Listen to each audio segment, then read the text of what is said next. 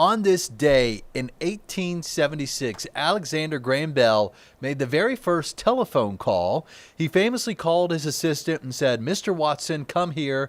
I want to see you."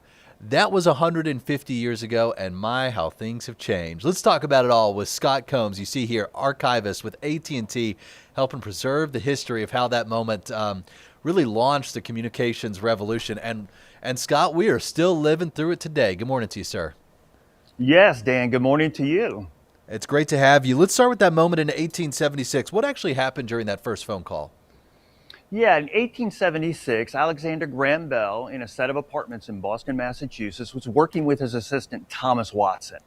And they were trying to be able to send voice communications across a wire, any type of wire, like a telegraph wire.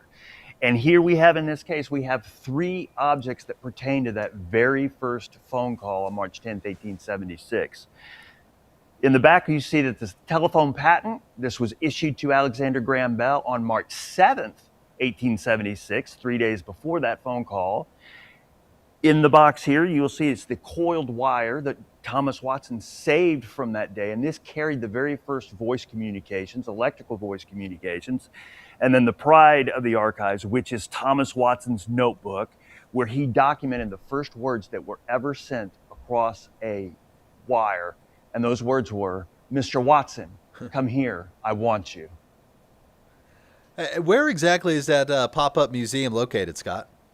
Yes, we're at AT&T headquarters in the Discovery District in downtown Dallas.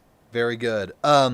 You clearly you're surrounded by this history of communication there. When you think back on 150 years from how things started to this little thing we all have in our pockets these days, is there one moment that stands out to you as being the biggest leap forward?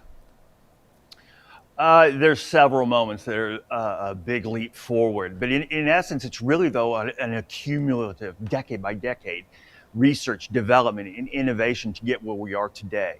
I mean, AT&T is a very forward-looking company, and we have continued to do that. And if you look at our past, we're always trying to strive to get the best customer service, and we're trying to broaden our network to serve those customers. All right, we've talked about the past. Let's look ahead to the future. AI, automation. I mean, what's the future of communication look like in your mind? Future communication, I mean, today you notice the way we, $250 billion investment in the company. We are once again just looking to the future. We're trying to expand the network to try to reach out to all the customers that want to use our services. Scott Combs, archivist with AT&T. It's a fascinating story thinking back 150 years ago to Alexander Graham Bell. We appreciate you helping us tell it. Thank you, Dan.